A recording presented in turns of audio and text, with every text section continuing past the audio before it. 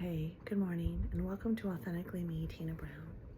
Today we're going to talk about a false belief that people are bad. Yeah, we're going to do it. I can't believe it.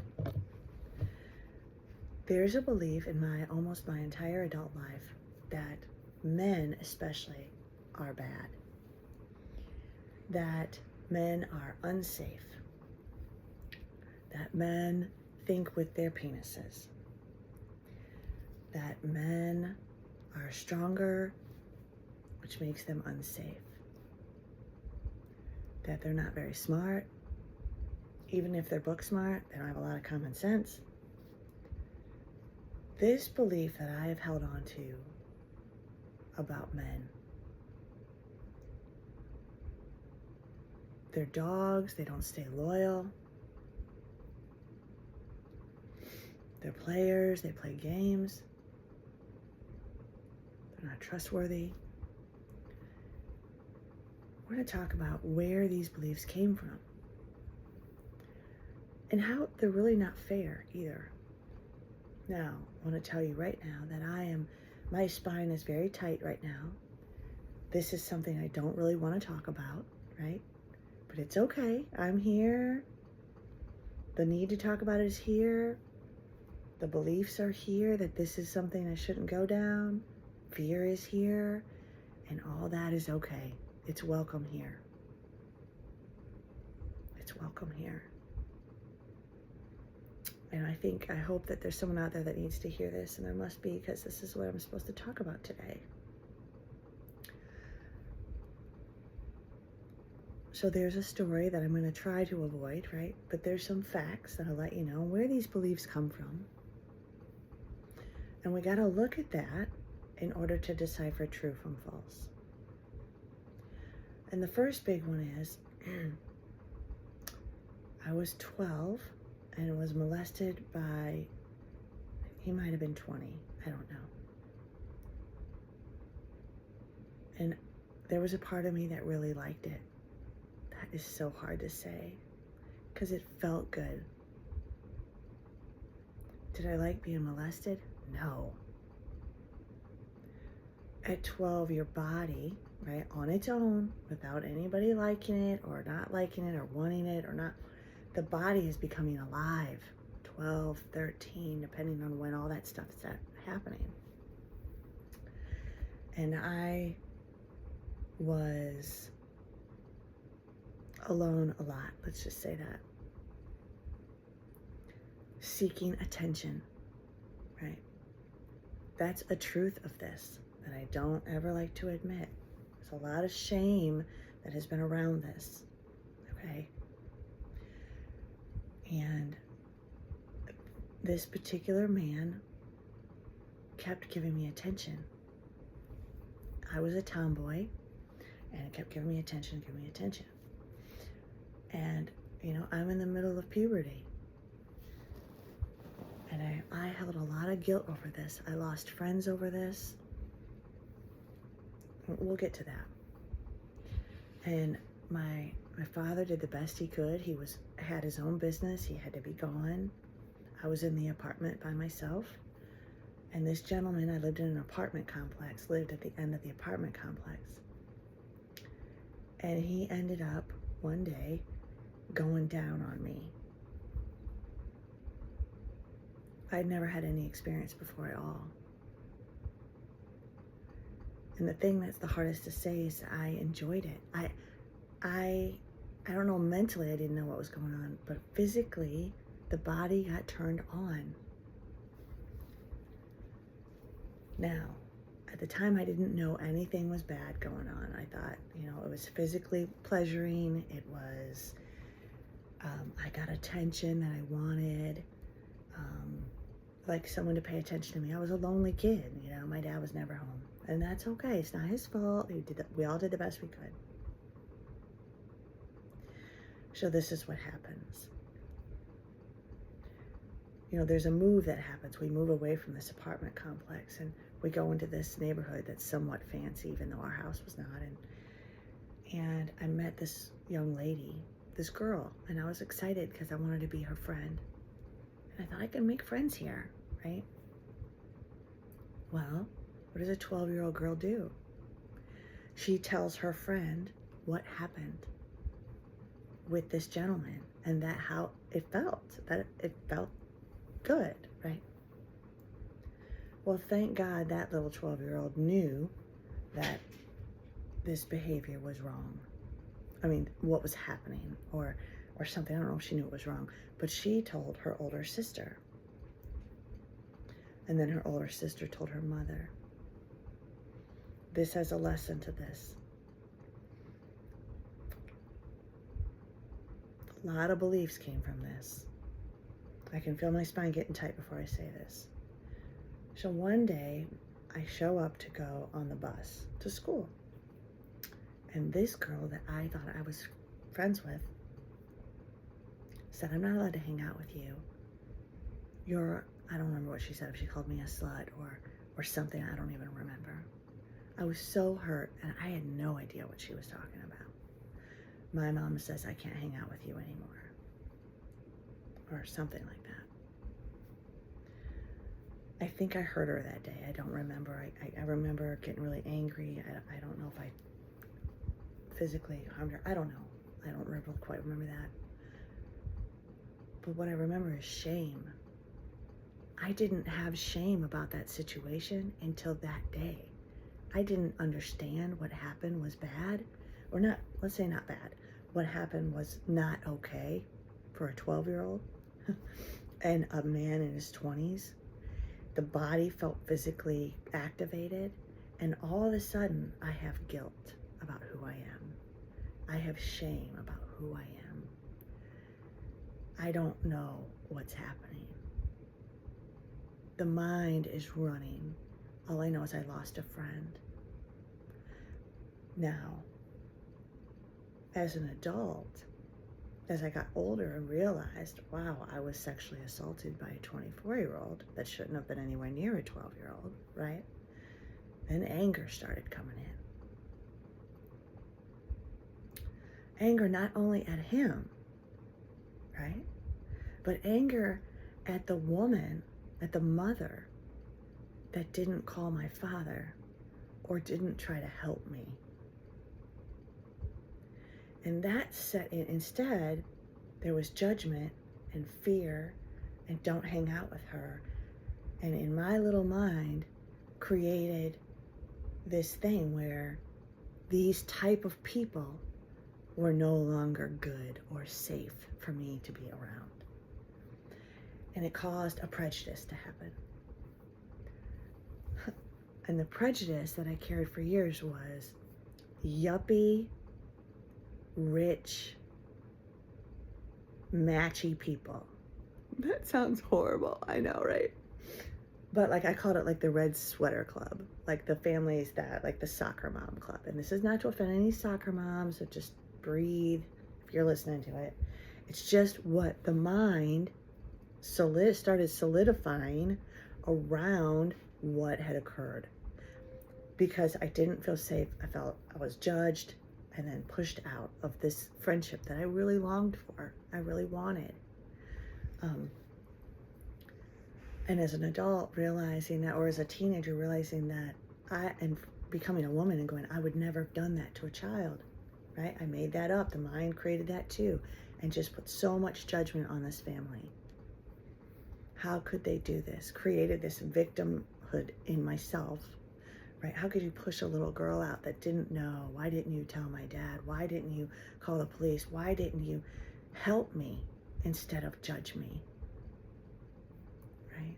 I can feel that today.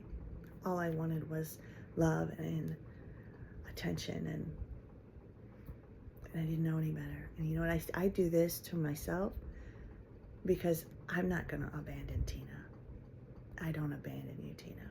I'm here. The little girl that her body got aroused by a man that shouldn't have been aroused by, and the guilt because of a woman that was in fear for her daughter and didn't want her daughter involved in something that could harm her. I'm still here for you, girl. It doesn't matter what they did. It matters that I don't abandon you. And I'm here and you're here and I'm not going anywhere.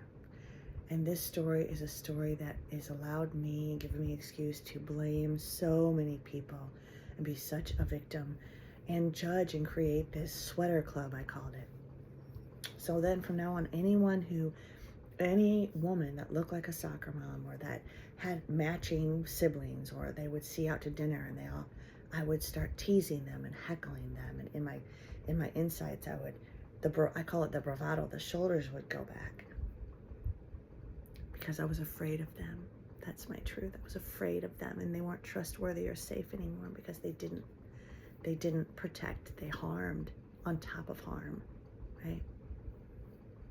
And so I ask you today that if there is a young lady or a man in your child's life and there's a comment made or something, you realize that they have been touched by an adult or even someone that's a few years older in high school, and look at them and go, do they really know what's happening to them? Let's pause instead of jumping and judging a child that does not have a full developed brain. She's still a good girl. They're still a good person, and going, maybe I should talk to them. And then maybe, what should I do? Should I judge them? Should I run in fear? Or should I maybe reach out to their parents or call the police and say, this child's in trouble? We can have courage today. Courage to do the right thing. We don't have to get involved, right? We can call social services. We can talk to their parents. We can do things, and then we can step away. We can ask them, are you okay? Did this really happen to you? And tell that little child, it's not you. You did nothing wrong. We need to help you. Right? Instead of shunning and adding to the pain and hurt.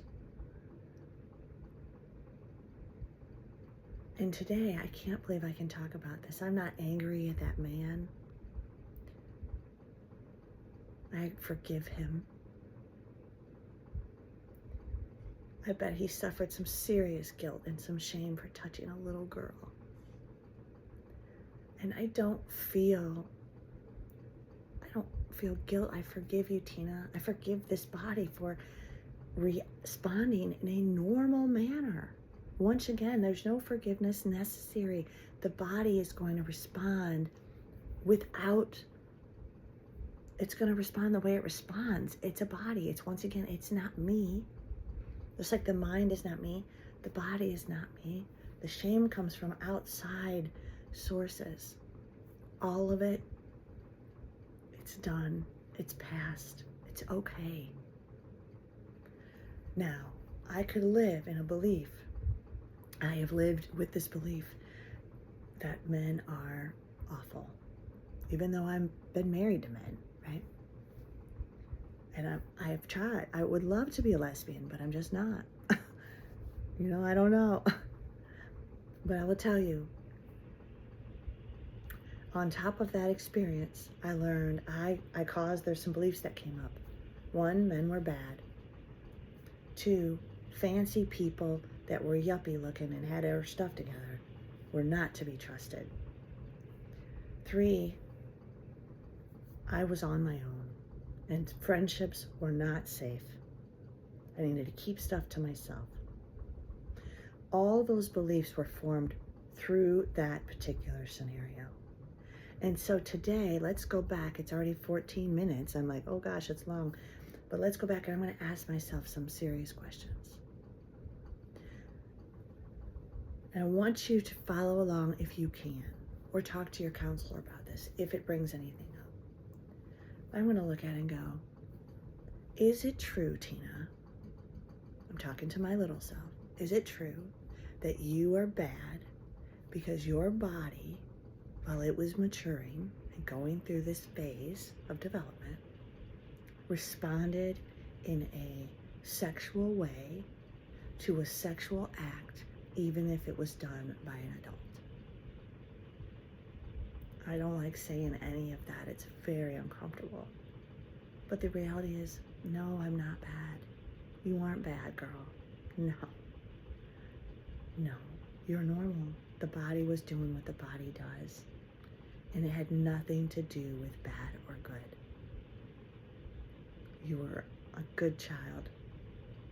Something happened that you had no control over. The pleasure that you felt was normal for the body. The guilt that came from that does not belong to you. And so this is how I do apologize. It's called an Okapono prayer. It comes from Hawaii. You might want to look it up, Okapono. I'm going to put my hand on my heart, and as I just faced the first molestation in my life, I put my hand on my heart, and I'm going to close my eyes. I'm going to say, I'm here. You're here. I'm not going anywhere. Tina, I forgive you. I forgive you. I forgive you, body, for enjoying that sexual experience with the adult. I don't even forgive that. I forgive you for the guilt that you carried for years over the enjoyment that the body naturally experienced through that interaction. I forgive you for carrying guilt and shame for all those years.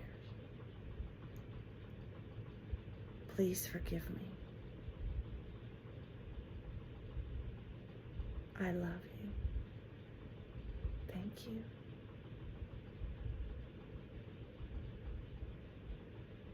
Please forgive me. Thank you. I love you. Please forgive me. Thank you. And I love you.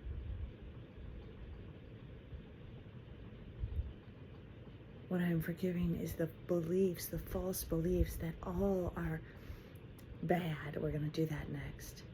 Right? First, I got to forgive myself, right? Forgive myself for believing the lies that I was somehow bad because the body at 12 enjoyed a physical contact, right? That's our first step. That's a hard step. Now I need to forgive them, right? Forgive those people. They did not know, right? They were in fear. That mother was afraid for her daughter, and I didn't know that. And so we're going to go to her and we're going to say, I forgive you. I forgive you, Tina, for creating a false narrative and believing that all people that were yuppie and wore matching sweaters and were, middle class were somehow bad. Let's do that one more time. I forgive you, Tina, for creating this belief and holding on to it, creating a cage around it, that all people of middle class yuppiness are somehow bad.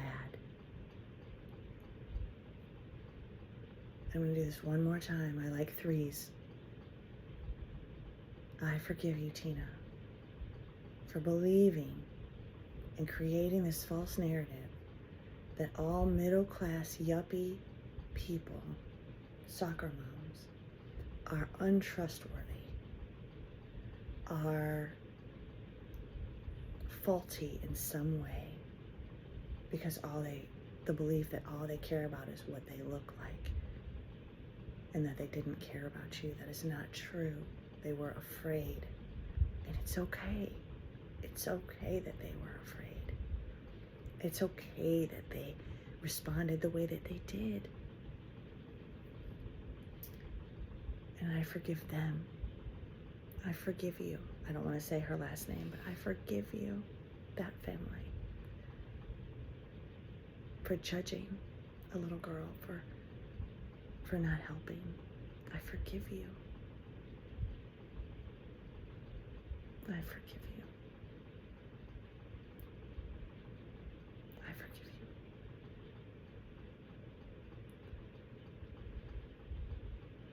This is a long one today, huh? That's a big one. But the other, I want to share one more thing, I guess. That, my dad was a player. I mean, he played women. He had so many women in and out of that house. He was a good-looking man, and they liked him, and they loved the fact that he raised a little girl by himself. So I watched him use women, lie to women, manipulate women, sleep with married women, not care about any of that. Time and time again. And every time I did, I experienced that. That's another part of me at that round table that says men are not trustworthy. Especially Italian men, because he was Italian, right? They're dogs, right? Dark complected men, dark hair, dark skin. Y'all are players. You're not to be trusted. And we're going to do this forgiveness thing because that's not true, right? The minute I say all, it's not true. Is it true that my father was the way he was? Yeah. I mean, I watched it happen, right? Do I know why? No. Do I care? Not really. What I care about is it created a feeling and a belief in Tina that women weren't valuable.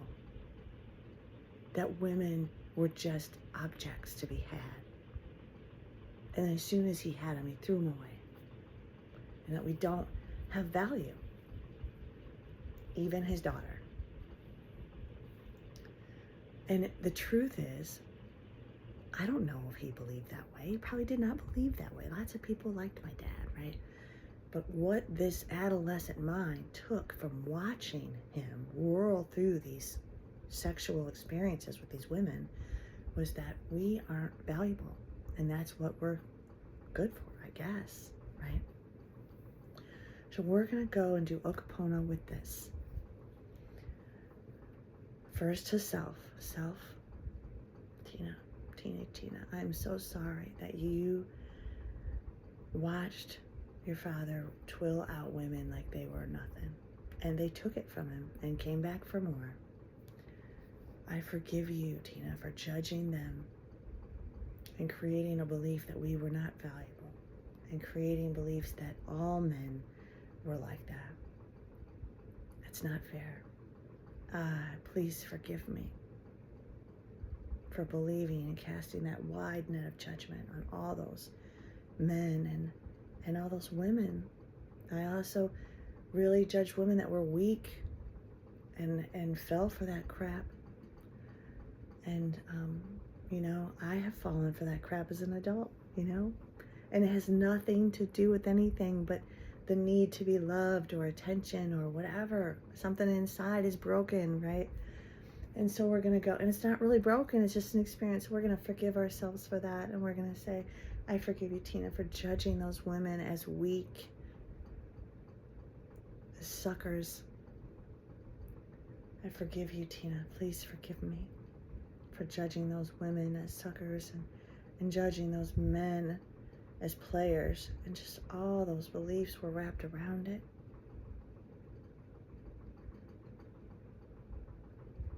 And judging fancy women, right? Fancy women that wore a lot of makeup and had heels and were all proper. My dad loved those. So I judged them very harshly, right? Those feminine, beautiful women, I am so sorry that I judged you. You didn't deserve judgment. You deserve love just like I do and everybody else does. And also, I gotta forgive myself for carrying guilt for my father.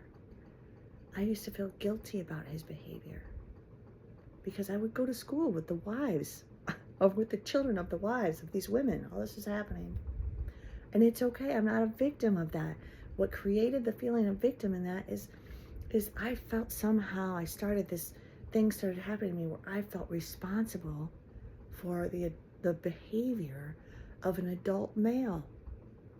Isn't that funny? How am I responsible for the behavior of an adult male?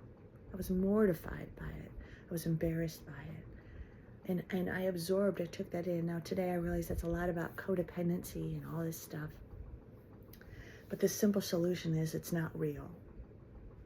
And I can welcome that energy. I can feel the shame and the guilt and all the stuff in my body system. I feel it in my spine. I'm just going to roll my shoulders and go, I feel you. Energy, you're welcome here. And it's rising to my spine. I can feel it at the base of my neck, which is what my energy does. It likes to sit at that base of my neck. And we're going to welcome it. I welcome the energy of guilt and the energy of shame and the energy of of that I'm responsible somehow for an adult at a young age. I welcome all this energy, and we're going to sit here with it. We're just going to roll our shoulders, and we're going to welcome it. You're safe. You're welcome here. We forgive you for believing that you are responsible. You are not responsible. You are here, and I am here, and you are welcome here. Energy. We rest with you. We sit with you. We let Kundalini rise and burn you. She will take you up and out. That is her job. God, forgive all of those that have ever harmed anyone. We forgive. We don't hold grudges of child molesters anymore, for they know not what they do, right? If I hold resentment and anger towards the men that have harmed me physically, emotionally, mentally, whatever, then what am I really saying? Right? We all have a little bit of each other in each other. We're all one. It's so hard to say and believe, right? There's a belief there that we're one, which the belief is that I am bad. I've got to have some bad in me if I am one with something like that, right? It's still there. So we're going to welcome that. I welcome you, belief. I welcome you, the resistance to believe that I am one with someone that can harm a child. There's resistance there to that. I welcome that resistance. I feel it tight in my spine. I'm here. Please forgive me for resisting the energy that is here. It's okay. You can be here as long as you need to be here. I will not run away from you. You are allowed here.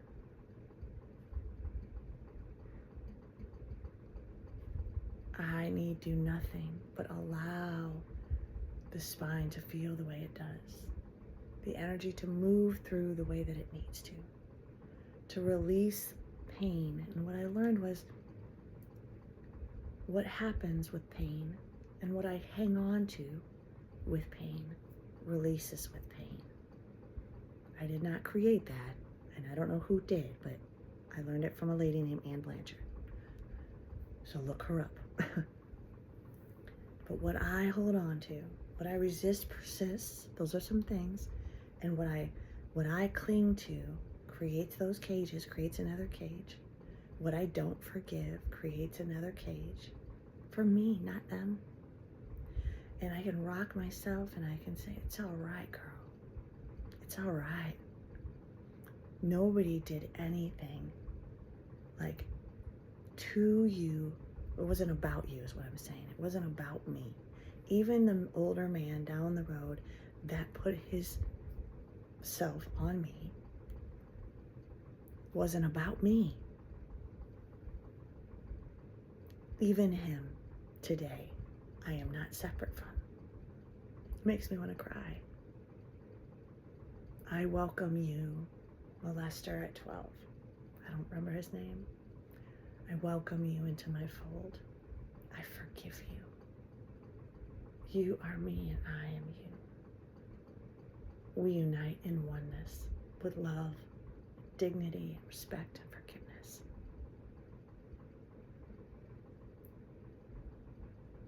This is a lot to take in. So I'm going to take the weekend off and I'll be back on Monday with love and light and forgiveness and oneness. Please don't resist, because if you do, whatever you resist will persist in your life. How free do you want to be? I ask myself all the time that question when I want to cling on to a memory, or I want to cling on to anger, or I want to cling on to safety, or I want to cling on to judgment. Join me in releasing all of that. Releasing that so that the universe can have it back. I don't want it. You take it. You take it. I don't want to believe that that's me anymore. I don't want to believe that I have to judge because of it. I don't. And neither do you. How free do we want to be? I want to be so free. Do you? Have a great weekend. I'll see you Monday. Happy Valentine's Day.